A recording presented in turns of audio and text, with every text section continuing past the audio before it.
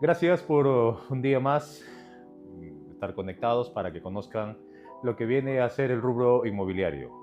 Estamos en una semana muy importante que es Semana Santa, a día jueves, bueno, recordando hoy eh,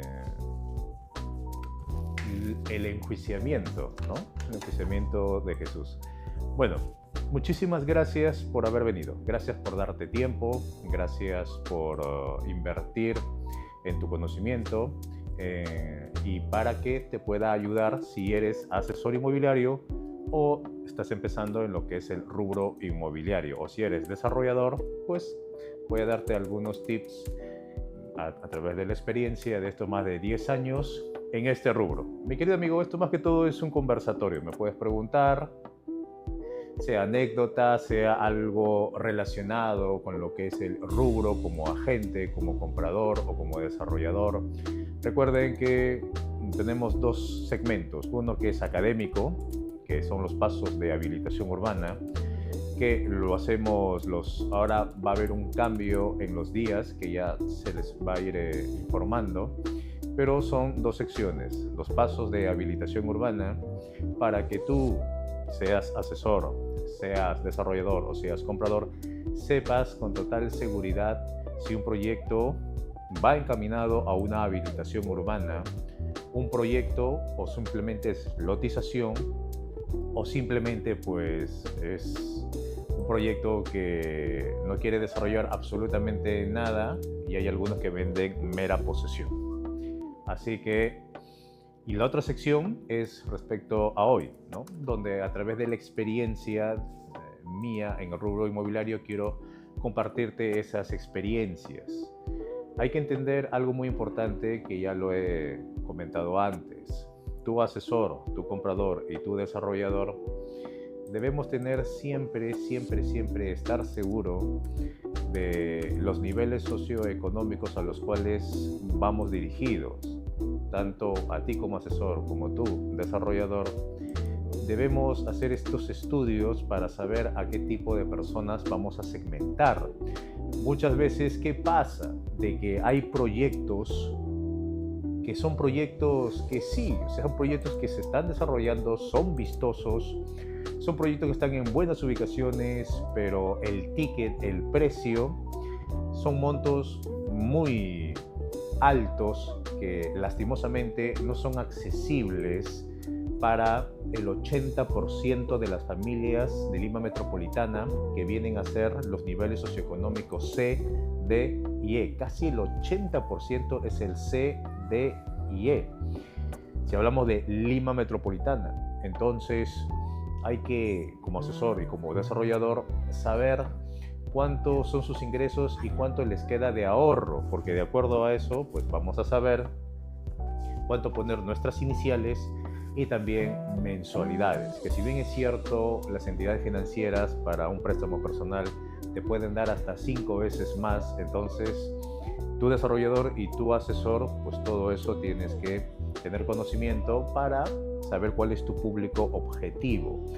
Proyecto que hace estos estudios tiene más posibilidades de poder vender, ya que está yendo a un público objetivo y no simplemente poner un anuncio para que por ahí caiga uno, caiga otro, por ahí otro, no. Sino que hay que tenerlo muy presente estos niveles socioeconómicos. Hay un estudio que hizo el APIN, la Asociación Peruana de Empresas de Independencia de Mercado 2024. Lo puedes descargar por internet y ahí te va a estar muy graficado lo que viene a ser estos niveles socioeconómicos. Mi querido amigo, vender un proyecto ya culminado con habilitación urbana, que ya tenga agua, luz, desagüe, pistas, veredas, déjame decirte como asesor, cuando inicié en esto, hubiera sido lo ideal. Lastimosamente, vivimos una realidad que dista mucho de eso. Hay muchos proyectos que lo que hacen es realizar preventas. Después, incluso algunos, después de esa preventa, compran las hectáreas. Después se empieza a lotizar y se empieza a vender. Y así se está realizando en su mayoría hoy por hoy. No es ilegal, no es ilegal.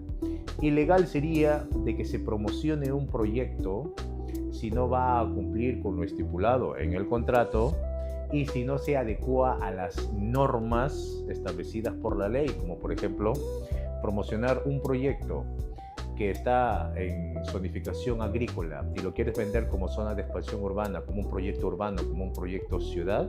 Eso está penado y eso lo hemos visto. Artículo 311 del Código Penal. Cualquier persona que esté promocionando un proyecto que esté zonificado como agrario y lo está vendiendo como urbano, zona de expansión urbana o como proyecto ciudad, simplemente pues ya nuestro Código Civil lo ha tipificado como delito. Así que hay que tener muy en cuenta todo esto. Ahora, estos proyectos que se inician, hay que entender y comprender como asesores que hoy por hoy solamente podemos dar título por acciones y derechos. Muchos me han hecho esta pregunta: ¿un título por acciones y derechos es legal? ¿Es viable? ¿Tiene futuro? ¿No lo tiene? Entonces, resumiendo esto, quiero que se entienda desde un punto de vista de habilitación urbana. Solamente se puede dar un título independizado. Ojo, repito, solo se puede dar un título independizado cuando ha culminado un proceso de habilitación urbana con la recepción de obras. Ya el proyecto tiene agua, luz, desagüe, pistas, veredas. Salvo excepciones de acuerdo a modalidades que en las clases académicas lo estoy comentando, pero ahorita hablemos bajo ese punto. Solamente se puede dar un título independizado, o sea, cada lote ya está inscrito en registros públicos con su propio número de partida, cuando ha culminado el proceso de habilitación urbana, si estamos hablando de proyectos de desarrollo urbano. Entonces, ¿por qué? Porque ya en registros públicos especifica el cambio de uso rústico a uso urbano. Y cada lote tendría su propio número de partida. Antes de ese paso, que es la recepción de obras, antes de ahí, solamente se puede entregar acciones y derechos. Un título por acciones y derechos. Recuerden esta palabra, título por acciones y derechos. ¿Es legal? Por supuesto que es legal, porque cuando el proyecto adquiere estas hectáreas para desarrollo, lo adquiere con un número de partida, el número de partida matriz de todas esas hectáreas. Entonces, cuando va haciendo su desarrollo de habilitación urbana, que son estos pasos, y los pasos ya lo he comentado antes, pero te lo voy a repetir. Primero es localización del terreno, segundo es factibilidad de servicios, tercero es el certificado de zonificación y vías, cuarto es diseño de habilitación urbana, quinto, licencia de habilitación urbana, sexto, ejecución de obras y séptimo, recepción de obras e inscripción ante registros, y el punto 8 también, que es uso y mantenimiento. Todos estos pasos se hacen una habilitación urbana. Entonces, hasta llegar al paso de recepción y obras, anterior a todos esos pasos, pues mi querido amigo, se entrega título por acciones y derechos. La mayoría de proyectos adquieren unas zonas rústicas e inician una preventa. Entonces, ahí que se te va a otorgar acciones y derechos. Cuando el proyecto hace el estudio de factibilidad de servicios, en los cuales el proyecto va a contar con los servicios básicos de agua, luz y alcantarillado, también en ese paso se te entrega acciones y derechos. Cuando el proyecto ya hace el cambio de uso de predio rústico a urbano a nivel municipal, también se te entrega acciones y derechos. Incluso cuando se pide la licencia para iniciar la habilitación urbana, también se te va a entregar acciones y derechos. Inclusive se estén desarrollando los trabajos para las conexiones de agua, luz y alcantarillado a cada domicilio. O sea, se están haciendo las zanjas, se están haciendo las conexiones de forma independiente, cada lote con su punto matriz. Ahí también se te entregan acciones y derechos, hasta que se llega al paso de recepción de obras, donde ahí ya sale. Las acciones y derechos se transforman en un título independizado. ¿Las acciones y derechos son legales? Sí. Hay que entender también qué son acciones y derechos. Mira, mi querido amigo, las acciones y derechos son porcentajes de un total, de un objeto total, tanto tangible como intangible, algo que puedes tocar o algo que no puedes tocar. Algo que no puedes tocar, por ejemplo, las acciones de una sociedad, de una empresa, los porcentajes. Después eso se materializa, ¿no? Pero son intangibles. Ahora, lo que es tangible, por ejemplo, yo me compro un celular. El celular es el 100% de las acciones y derechos. O sea, todo objeto tangible es un 100% de las acciones y derechos. ¿Qué ocurre si al celular yo lo parto en dos? Habría dos mitades iguales que corresponderían al 50% de las acciones y derechos. Quiero que entiendas que las acciones y derechos es algo innato, es algo que forma parte del objeto. El objeto nace con acciones y derechos porque forma un total. Una pelota es el 100% de acciones y derechos, lo partes en 4, 25% de las acciones y derechos de un total, que es la pelota sin cortar. Un predio es exactamente igual.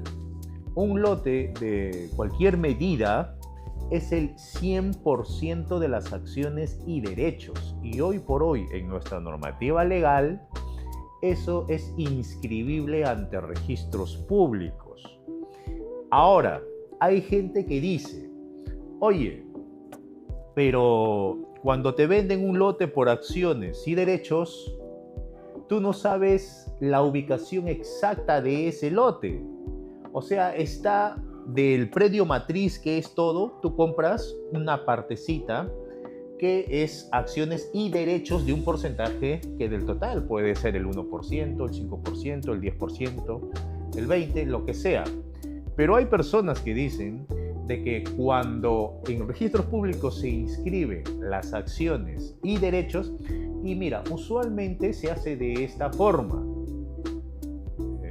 La copia literal, ahí especifica que Manuel González Rodríguez ha adquirido el porcentaje de las acciones y derechos respecto a un predio matriz de título tal, que se realizó en la notaría tal con el monto tal. Entonces, muchas personas que no conocen, porque ese es el término, no conocen, dicen que no se sabe exactamente qué ubicación es, porque como no especifica en la copia literal, solamente especifica un porcentaje, pues listo, no se sabe dónde es. Y eso es mentira, mi querido amigo. ¿Y sabes por qué? Porque nuestros jueces supremos, a través de casaciones, han establecido que no solamente con la copia literal hay que revisar para tener una seguridad jurídica, sino los títulos archivados. En la casación 2436-2021 Junín, en el punto 4.3, el Tribunal Constitucional ha establecido que para efectos de tutelar, proteger al tercero de buena fe, es necesario que el tercero de buena fe, haya revisado los asientos registrales y los títulos archivados. ¿Y dónde está la ubicación del predio? En los títulos archivados. Mi querido amigo, cuando tú vas a registros públicos y pides los títulos archivados, te van a dar todo el historial del predio desde que se inscribe hasta el año actual. Y en todos esos documentos, ahí se encuentra la ubicación del predio, porque se ha hecho una memoria descriptiva, hay un plano de ubicación, hay un plano de localización en coordenadas de geolocalización en UTM. El Tribunal Constitucional ha dicho que para ser tercero de buena fe, es necesario que el comprador, que es el tercero de buena fe cuando quiere adquirir un predio, tiene que revisar los títulos archivados y donde dice la ubicación del predio, no en la copia literal. En la copia literal dice el porcentaje. Pero el Tribunal Constitucional en esta casación 2436-2021, Junín, ya ha dicho que hay que revisar los títulos archivados. Y es en los títulos archivados donde sale la ubicación del predio. No figurará en la copia literal. Bueno, no figura, solo el porcentaje. Pero no solamente debes revisar la copia literal, sino los títulos archivados. Mira, mi querido amigo, hay muchas formas de saber la historia de un predio. Hay muchas formas de saber la situación de un predio. Una búsqueda catastral, por ejemplo, una copia literal. Pero esto, o el CRI, el Certificado Registral Inmobiliario, pero esto no nos relata la historia registral del predio. Para saber la historia registral del predio, hay que pedir los títulos archivados. Los títulos archivados es la historia de un predio desde que se inscribe, se inmatricula a través de una subdivisión, en la mayoría de los casos, hasta el año actual. Mira, amigo, un predio cuando se inscribe pasa por diferentes actos registrales, como por ejemplo, inmatriculación, compraventa, donación, hipoteca, transformación de unifamiliar a multifamiliar, planos de independización, cambio de uso rústico a urbano, reglamento interno, entre otros. O sea, un predio pasa por diferentes actos registrales. ¿Y dónde vemos todos esos actos? En los títulos archivados que ya el Tribunal Constitucional en la casación 2436-2021, Junín, ha establecido que hay que revisar los asientos registrales y los títulos archivados. O sea, que aquella persona que te diga, oye, pero en la copia literal no especifica la ubicación del predio. Es verdad, no especifica, solo el porcentaje. Pero no solamente debes revisar la copia literal, ni el CRI, ni la búsqueda catastral. Ya el Tribunal Constitucional ha dicho que hay que revisar los asientos registrales y los títulos archivados. Y es ahí donde figura la ubicación del predio, porque se ha hecho una memoria descriptiva, un plano de ubicación, de localización en coordenadas de geolocalización o GPS en UTM. Entonces, mi querido amigo, no tenemos problema respecto a la ubicación de un lote. Así que cualquier persona que te diga, oye, mira, acciones y derechos, no se sabe exactamente dónde es mentira. Mentira, mentira, mentira. Porque ya se ha dicho, ya se han pronunciado el mismo Tribunal Constitucional. Muy bien, ese es un punto. Si hay alguna pregunta, alguna cuestión, yo encantado de poder responder. Sí, hay que recordarle a las personas, en estos momentos estaba hablando sobre títulos de acciones y derechos. Dice, no pasa nada con acciones y derechos para independizar, dice Lucas. No, Lucas, ahí. Sería bueno que digas que no pasa nada. ¿En qué sentido? Mira, cuando yo escucho a gente decir acciones y derechos, muchos lo relacionan con la venta y más adelante con la división y partición, o sea, para que cada lote tenga título independizado. Mira, cuando se habla de acciones y derechos de un predio matriz y se empieza a lotizar, cada lote es un porcentaje, son acciones y derechos, un porcentaje del predio matriz. Cualquier persona, ese lote que le vendieron por acciones y derechos, lo puede vender sin ningún problema. Yo he escuchado a gente que dice, oye, las acciones y derechos genera copropiedad. Y en la copropiedad de un proyecto de 1.000, 2.000, 5.000 lotes, cuando tú lo tengas que vender, tienes que pedirle el permiso a todos esos 1.000, 2.000, 3.000, 5.000 copropietarios para que lo vendas. Y eso es mentira. ¿Y sabes por qué es mentira?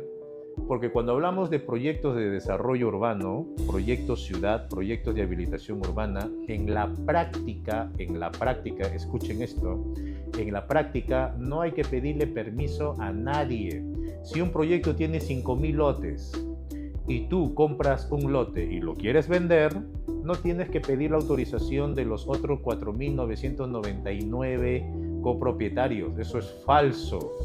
En la práctica, las notarías, tú vas de forma directa y no te piden la autorización de los otros copropietarios si el proyecto tiene 1.000, 2.000, 3.000, 4.000 o 5.000 lotes. Eso que la gente te dice que acciones y derechos cuando quieras vender debes pedirle permiso a todos los propietarios es falso de toda falsedad.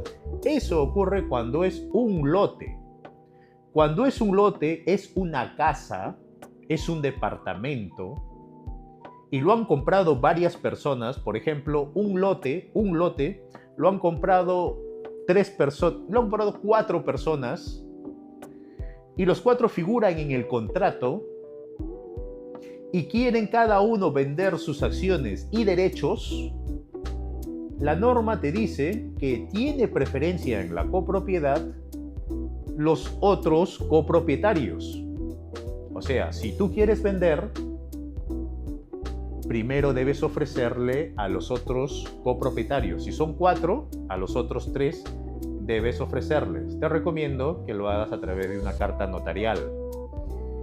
Si esos copropietarios en el lapso de 30 días no te dan una respuesta por el monto que tú estás pidiendo, ahí recién puedes venderle a un tercero.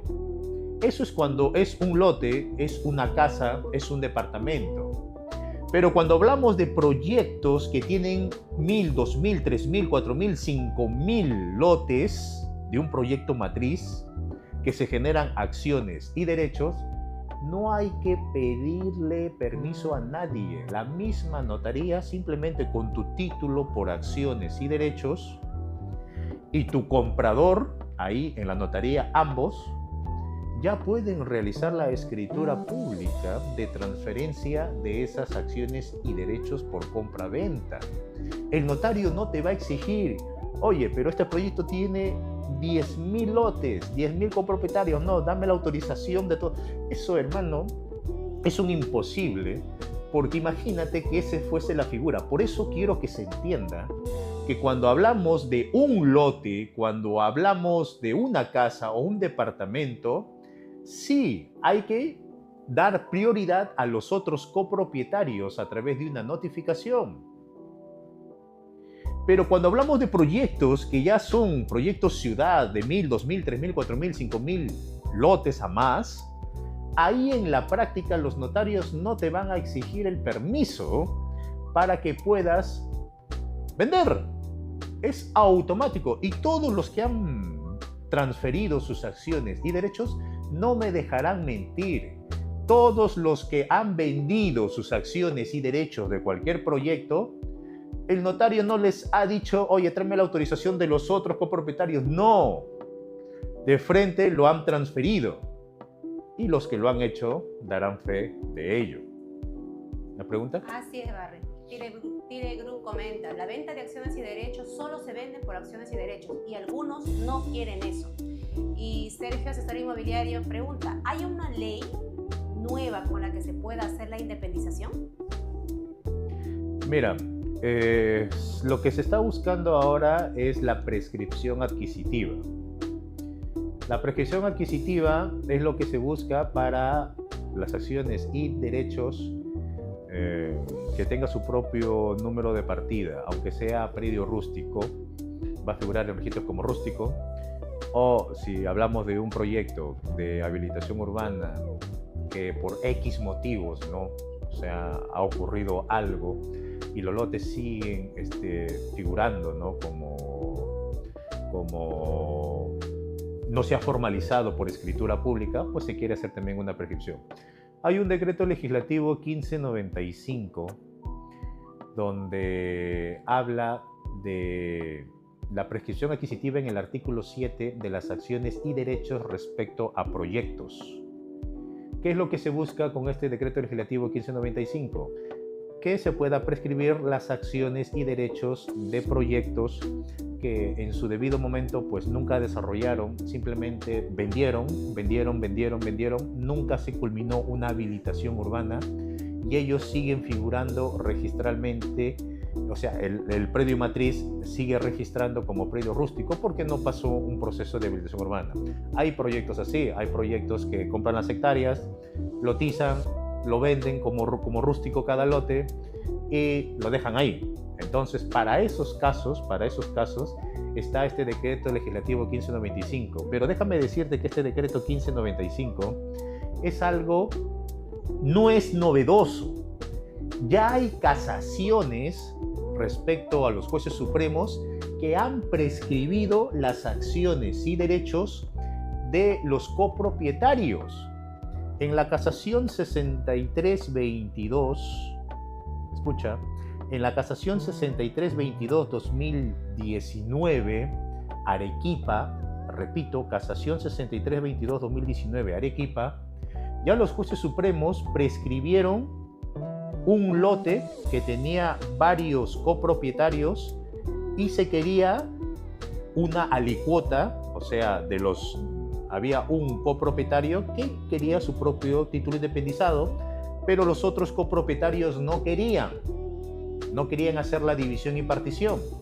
Entonces, ya el juez supremo, en esta casación 6322-2019 Arequipa, estableció de que esta persona que quería tener su propio título independizado, lo pudo y se realizó por prescripción adquisitiva.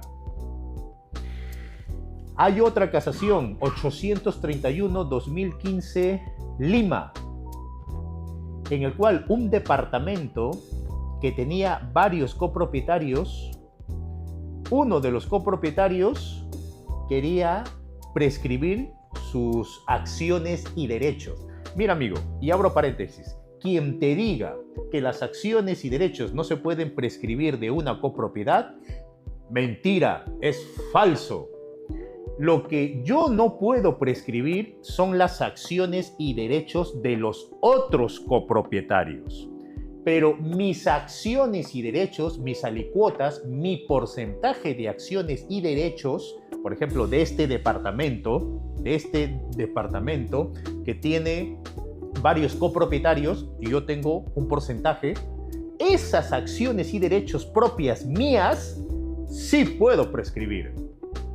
Al igual que en el otro ejemplo que te hice de la casación 6322-2019 Arequipa, era un lote que tenían varios copropietarios de un predio matriz, de un proyecto matriz. O sea, un proyecto matriz, su número de partida, pero ese lote no tenía su propio número de partida, pero se había comprado en copropiedad. Y uno de los copropietarios quería prescribir las acciones y derechos y sí se pudo. No puedes prescribir las acciones y derechos de los otros copropietarios, eso no se puede, pero tus propias acciones y derechos sí puedes.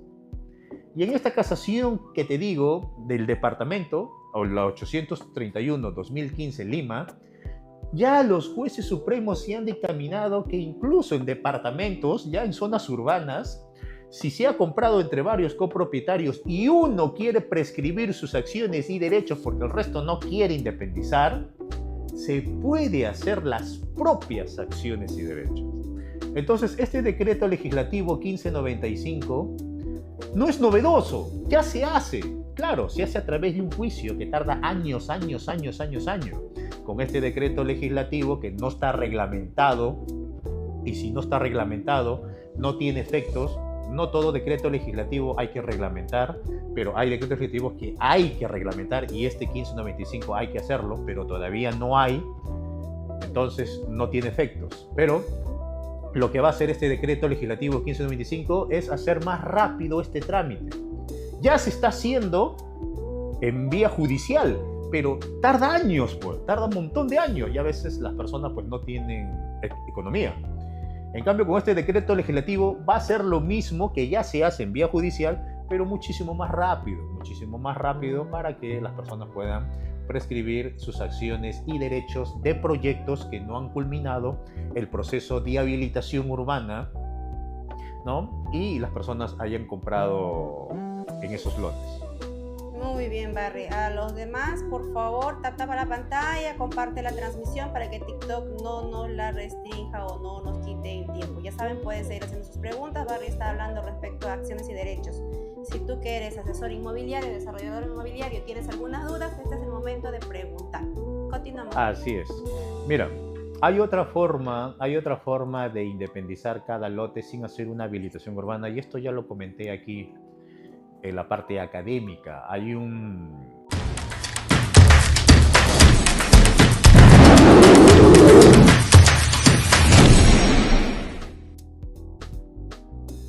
una ley 311/45 que dota a los gobiernos regionales para el saneamiento físico-legal de predios rurales.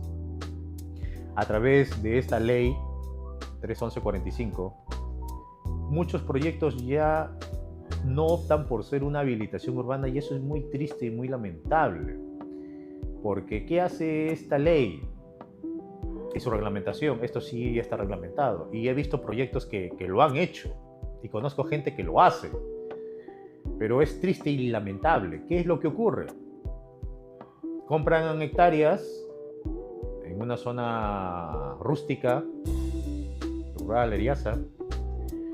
Lo aplanan, empiezan a lotizar, lo cercan, ponen un pórtico y esa lotización empiezan a vender. O sea, no tiene lo que tiene una habilitación urbana, que es sistema vial.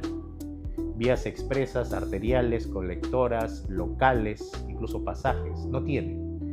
No tiene aportes reglamentarios, colegios, mercados, centros médicos, hospitales, comisaría, bomberos, municipalidad, biblioteca, entre otros. No tiene lo que viene a ser servicios básicos: agua, luz, alcantarillado, pistas, veredas.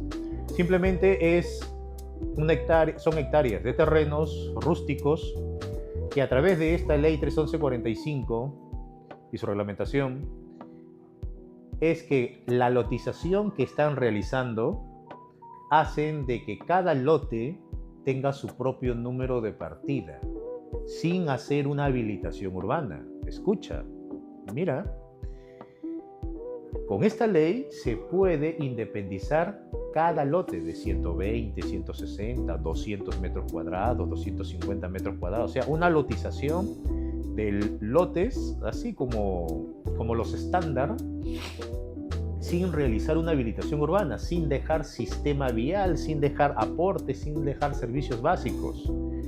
Muchas personas caen en esto, de que por el hecho de que su lote que están comprando ya está inscrito en registros públicos, claro, en registros públicos figura como rural, no figura como urbano. En cambio, si se hiciese una habilitación urbana, figuraría como urbano. Pero al estar con esta ley 311/45, figura solamente como rural, pero ya está independizado, tiene su propio número de partida ante registros públicos. ¿Te imaginas cuánto dinero estos, entre comillas, desarrolladores se están ahorrando en hacer las pistas, veredas, las conectividades, los servicios básicos, los estudios de cambio de uso, factibilidad de servicio, certificado de zonificación y vías, diseño de habilitación urbana, licencia de habilitación urbana, ejecución de obra? Todo ese dinero se lo ahorran.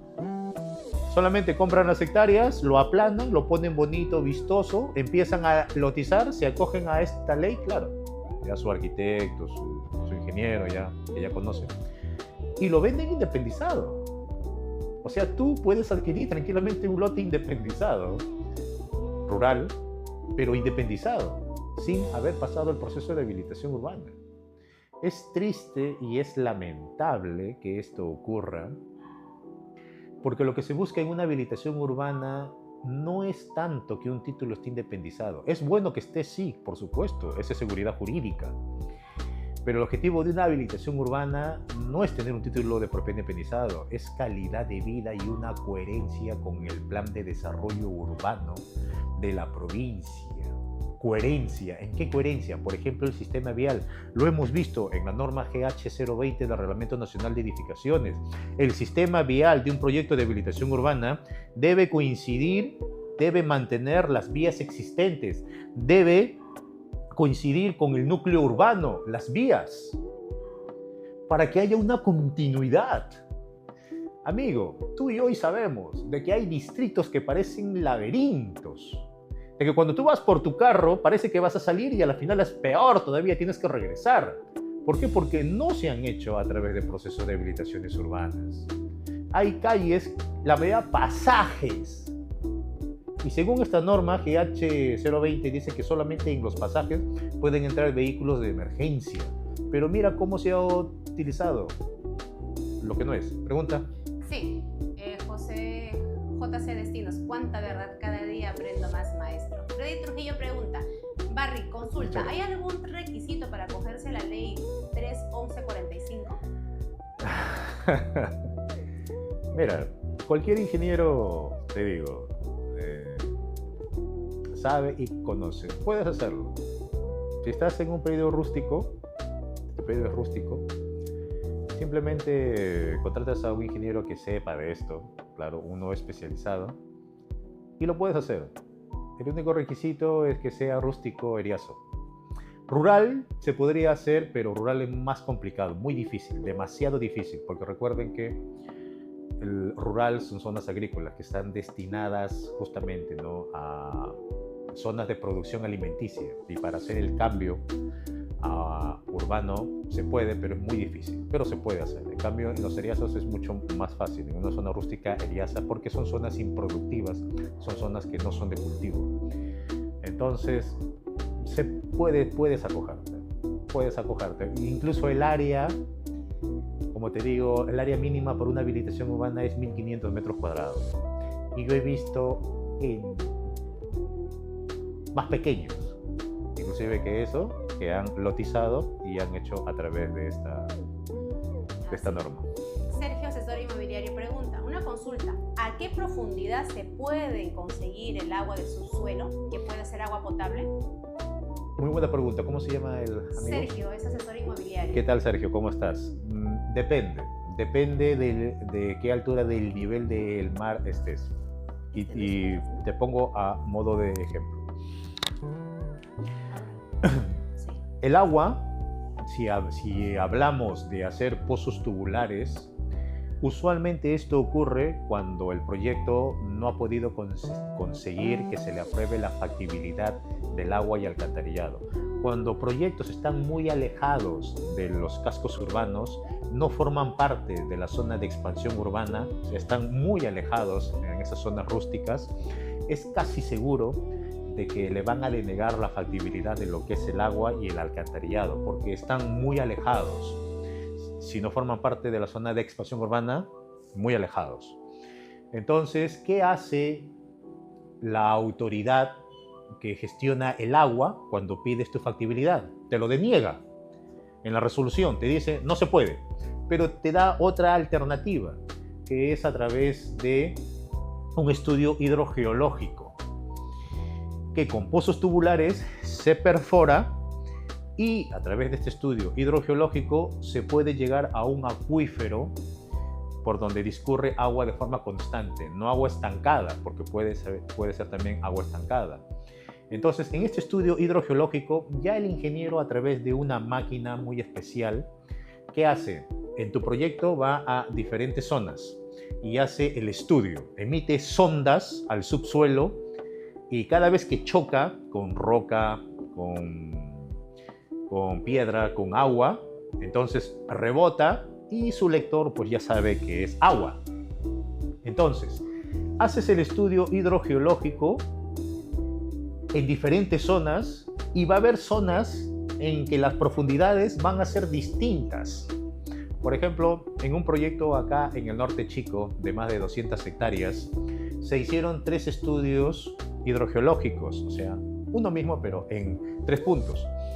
Y uno salió Mira, y ojo, te estoy hablando de que está solamente a aproximadamente 30-40 metros sobre el nivel del mar. O sea, está casi plano este proyecto. Y se encontró en el primero a 120 metros. En el segundo estudio se encontró a 110 metros. Y en el otro se encontró a 98 metros. No es mucha la diferencia, no es mucha, pero quiero que entiendas de que cuando haces un montón de zonas, varios estudios, no necesariamente es a la misma profundidad, ya que los acuíferos, al ser canales subterráneos, pues también no van en línea recta, por así decirlo, sino que también pues hacen bifurcaciones, altibajos, ¿no? ¿Dónde se sabe eso? Primero realizas un estudio hidrogeológico. Ahí ya se sabe si hay agua, cantidad de agua, si es acuífero, si no es agua estancada. Una vez que ya tienes este estudio hidrogeológico, tienes que ir a la Autoridad Nacional del Agua, que es el ente rector, para que te brinde dos cosas.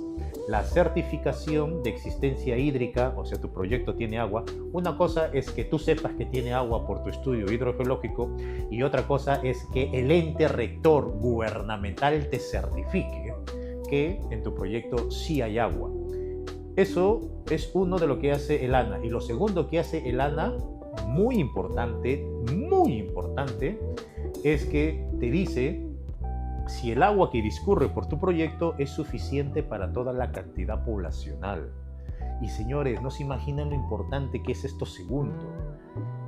Más del 80% de proyectos en el norte chico son proyectos que antes eran agrícolas, chacra, y ellos tienen un pozo por donde sacaban el agua para hacer su riego.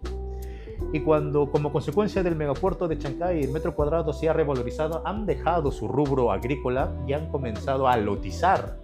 Cuando las personas van a este proyecto, preguntan, pues, ¿no? Oye, ¿y cómo va a ser con los servicios básicos? El agua. Miren, señores, acá tenemos un pozo. Y hay agua en el pozo. Pero, amigo, es agua que se utilizaba para regadío de ese terreno agrícola. Esa agua será suficiente para toda la cantidad poblacional que ese proyecto albergue. No es igual. La Autoridad Nacional del Agua te dice dos cosas: la certificación de existencia hídrica, que has hecho tu estudio hidrogeológico, y lo segundo es si es suficiente para la cantidad poblacional de las personas que va a albergar tu proyecto. Con eso ya estás tranquilo y presentas tu proyecto. Señores, contamos con agua, pero no solamente contamos con agua, va a ser suficiente para todos ustedes. Aquí les traigo la resolución de la Autoridad Nacional del Agua, que ustedes mismos lo pueden verificar. Abran su celular, pongan en Google Autoridad Nacional del Agua y el nombre de tu proyecto, y va a salir la página del ana.gov.p. Haces clic ahí y ahí está la resolución. Esa es información pública. Entonces ahí figura la existencia hídrica y si es suficiente para todos. Así es. Chicos, contacten a la pantalla, por favor, para seguir con la transmisión. Compartan la transmisión también. Sus preguntas continúen, ya saben. Seguimos con la sección de acciones y derechos. Acá está Barry para responderle las preguntas. Muy bien. Las acciones y derechos, vuelvo a recalcar, cambian a título independizado cuando culmina el proceso de habilitación urbana, no antes. Eso el desarrollador lo sabe y el asesor debe saberlo. No es que cuando una persona venga y nos pregunte y nos diga, ¿por qué dan ustedes acciones y derechos? Yo quiero un título independizado. Entonces tú le debes responder más o menos de esta forma.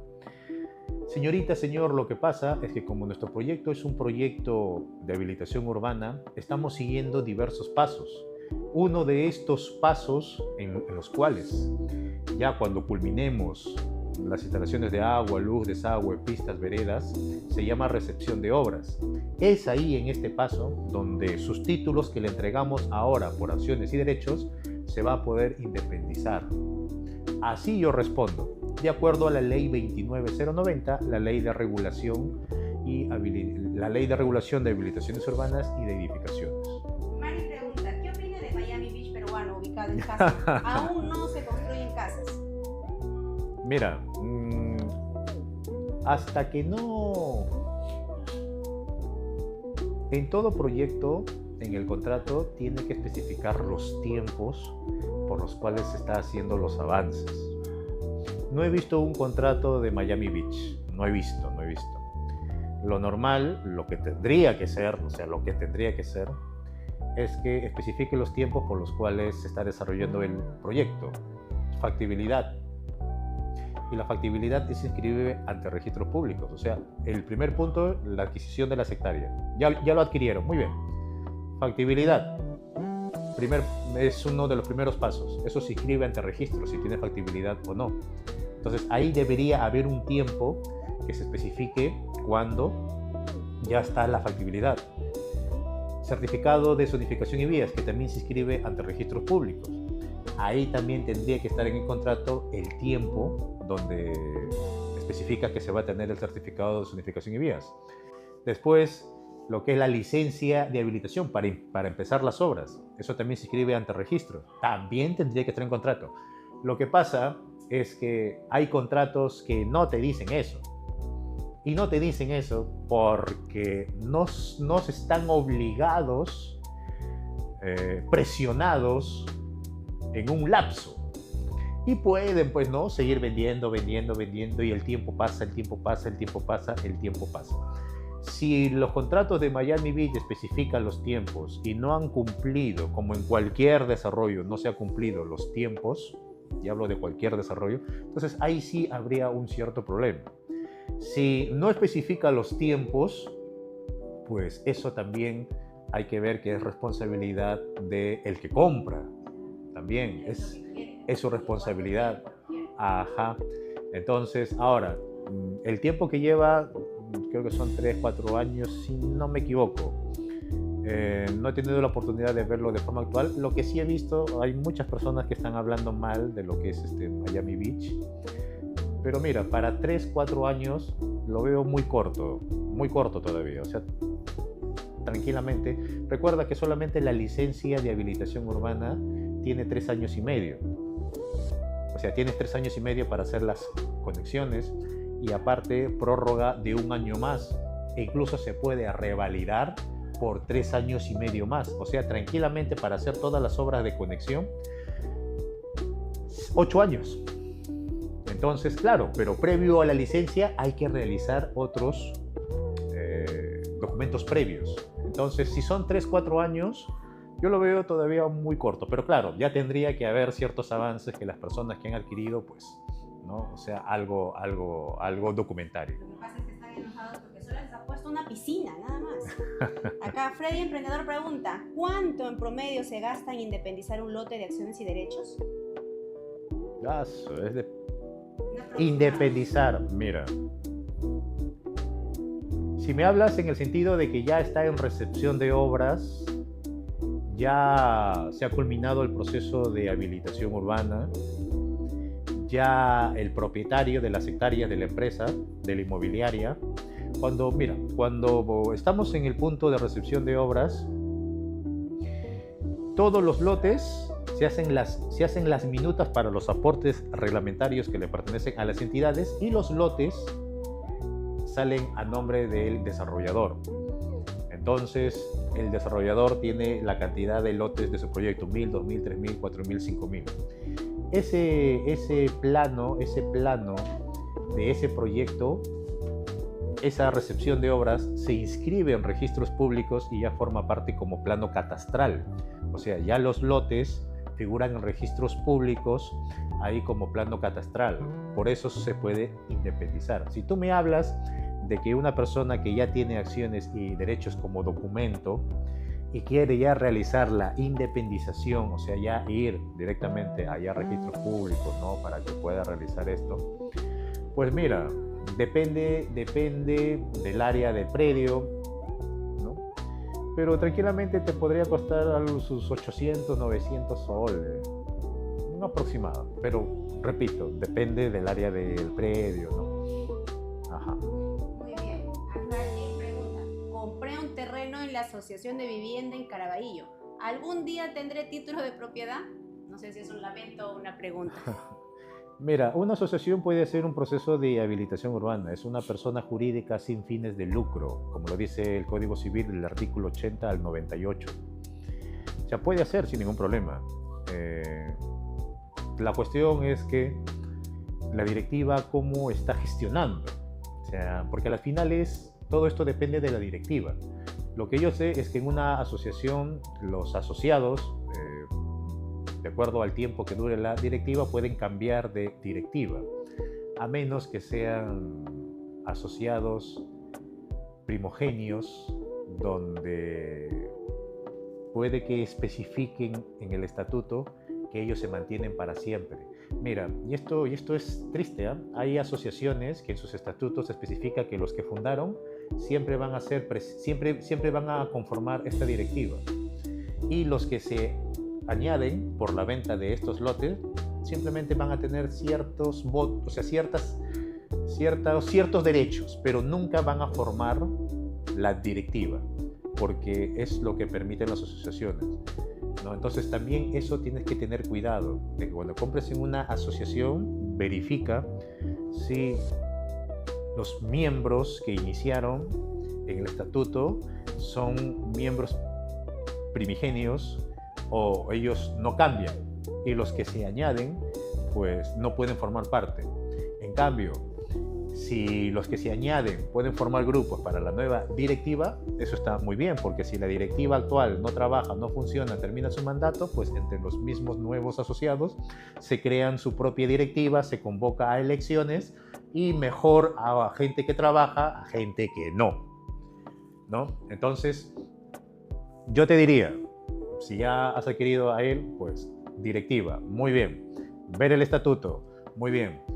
Y ver qué documentos tiene. Mira, si me dices Caraballo, si tiene factibilidad o tiene certificados, zonificación y vías, o sea, ya no figura como predio rústico, sino como predio urbano en la municipalidad, que eso tranquilamente puedes ir a la municipalidad y preguntar información. Entonces, de acuerdo al tiempo que está la asociación, puede avanzar, pero déjame decirte algo. Las conexiones de agua, luz y desagüe lo tienen que hacer ustedes, tienen que salir de su bolsillo. O sea, ustedes en una asociación, el agua, la luz y el alcantarillado, las conexiones a cada lote, eso lo van a hacer ustedes, va a salir de su bolsillo. Ustedes no piensen de que va a venir un día el municipio y le va a hacer las conexiones, no. Esto lo hace el municipio de oficio, pero lo hace en zonas de expansión urbana, cerca al casco urbano, y el 90% de las edificaciones deben ser de material noble. O sea, y debe vivir gente. Ellos sí pueden. Por eso, repito, si en tu proyecto,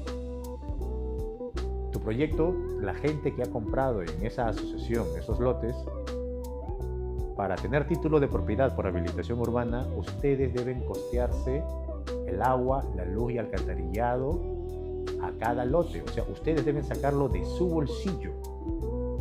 Y después, pues, ¿no? Una vez con eso, recepción de obras y título independizado a cada uno.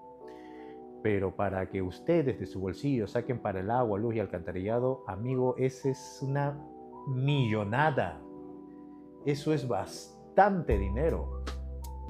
Porque eso no te lo va a hacer el municipio, ya que ustedes son proyecto privado, ¿no? Porque ustedes están comprando. No es que el Estado intervenga, el Estado interviene en asentamientos humanos, o sea, gente que se ha metido a zonas que no les pertenecen por necesidad, ya sea del Estado o de privados. Entonces, a través del tiempo, pues el Estado sí les pone los servicios básicos, pero pasan años, 10, 15, 20 años, pero son asentamientos humanos, vivienda de primera necesidad. Si en tu proyecto de asociación la gente ha comprado de su bolsillo, pues estamos hablando de que no son asentamientos humanos ustedes. Entonces ahí el Estado, para que actúe, no lo va a hacer. Pueden conseguir ayudas, porque las asociaciones son susceptibles de ayudas a través de ONGs, pero ese es otro tema extenso también, pero se puede hacer. sí, es complicado porque como te digo, ese dinero para las conexiones de agua, luz, desagüe, lo sacan sus bolsillos. Y déjame decirte que para un proyecto de 200 hectáreas, para que cada lote tenga su agua, luz, desagüe, son más de 100 millones de soles. Por lo menos. Pero esos terrenos se están comprando ahí en Caraballo, ¿también lo dan por acciones y derechos? Todo, si es un terreno matriz que han lotizado, así es, acciones y derechos. También Así es. Recuerden, las acciones y derechos es innato a un objeto, Un celular es el 100% de las acciones y derechos. Lo parto en dos, 50% de las acciones y derechos. De un lote matriz, que es el 100%, yo te vendo una parte, es el porcentaje de acciones y derechos. Solamente las acciones y derechos llegan a independizarse cuando culmina el proceso de habilitación urbana o aquellos que se acogen a la ley 311/45. Pero sigue siendo rústico. Dice, disculpe, si mi terreno es rural, ¿dónde solicito los planos? La municipalidad no me da razón. Helen Flores. Muy bien, mira, ándate al gobierno regional y ahí solicítalo. Primero se tiene que ir a la municipalidad provincial. Muy bien, listo. La municipalidad provincial no te quiera. Es que también, recuerda, si tú eres el propietario de esas hectáreas, sí te lo van a dar. Pero si tú eres un comprador de un lote de ese terreno matriz y quieres pues tú saber el tipo de uso, si sigue siendo rústico o sigue siendo ahí urbano, tendría que darte la municipalidad provincial. Tendría que darte, pero si no fuese el caso, vete a la regional. Tendrías que tener la memoria descriptiva de esas hectáreas, o sea, la ubicación por GPS en UTM, para que cuando vayas al gobierno regional, a través de su plano catastral, puedan saber exactamente dónde está, si está zonificado como agrícola o si es un predio rústico rural, eriazo. Entonces eso, tienes que tener la memoria descriptiva y ahí está el plano de ubicación y el plano de localización. Así es, muy bien. Entonces para ejemplificar a las personas, ¿no? Pero también puedes hacerlo a través de, bueno, esto ya tendría que tener la municipalidad provincial de forma virtual, la zonificación de su provincia. Hay municipalidades provinciales que cuando entras a su página web tienen un visor donde ahí especifica las ubicaciones. Otra forma de saber en qué zonificación está, entra al plan de desarrollo urbano de esa provincia. Pones en internet plan de desarrollo urbano y el nombre de esa provincia y te tendría que salir. Esta es información gratuita y en esos tomos virtuales tú buscas y te va a salir el plano de diferentes colores de toda la provincia, donde los diferentes colores es el tipo de zonificación que tiene la zona, arqueológica, agrícola, para infraestructura de servicios, etc. Esa es otra forma que también lo puedes hacer. Así es, chicos, ya saben, para ejemplificar, hay un proyecto con 100 lotes, tú compras uno, eres dueño de uno más dos de 99 lotes. Ahora, una pregunta, dice Mari, Miami Beach tampoco está pagando a sus socios inversionistas. Está comentando, usted es abogado. No, es que todo es por contrato, me imagino que los inversionistas han hecho un contrato con José Verona, ¿no? Que es el representante legal, según he escuchado, el gerente general. Entonces, cuando tú haces... Mira, esa es buena pregunta porque me amplía el tema. Si tú un día quieres ser inversionista, y no hace falta que tengas mucho dinero, porque hay proyectos que te dicen, ¿no? Oye, pon 5.000 soles, 10.000 soles. Nunca firmes un contrato de mutuo. Jamás. Un contrato de mutuo es un contrato de préstamo. Es un contrato privado. Lo puedes legalizar, pero no lo hagas, porque es la menos garantía que existe. Ahora, si te dejan de garantía un inmueble, de acuerdo al monto que estás prestando un inmueble, mira, te da una mayor garantía, pero igual no recomiendo, porque si no cumplen en devolverte, tiene que pasar todavía un tiempo para que ese inmueble vaya a remate judicial y alguien, ¿cómo se llama?, lo compre y después a ustedes se les devuelve. Y eso son, tranquilamente, entre todo este trámite, más de 1 año, 2 años. Y mientras tanto, pues, tu inversión está ahí en ese inmueble. Pero es más seguro que un contrato mutuo. Lo que yo recomiendo siempre cuando ustedes quieren ser inversionistas es un fideicomiso. Un fideicomiso, eso es la voz, porque en un fideicomiso hay un tercero. Y este tercero es el que va dándole el dinero al desarrollador conforme va habiendo avances. Y lo que recibe el desarrollador, el dinero de las personas de ventas, no va a él, no va a su cuenta, va a la cuenta del fideicomiso. Y esto le da a los inversionistas, ¿no?, conforme al contrato, el porcentaje que han acordado que se le devuelva. Fideicomiso en primer lugar, hazlo. Si no hay, escucha, Mario, ya bueno, pues, un inmueble conforme al préstamo, pero no hagas un contrato de mutuo, no te recomiendo, ahí vas a perder tu plata.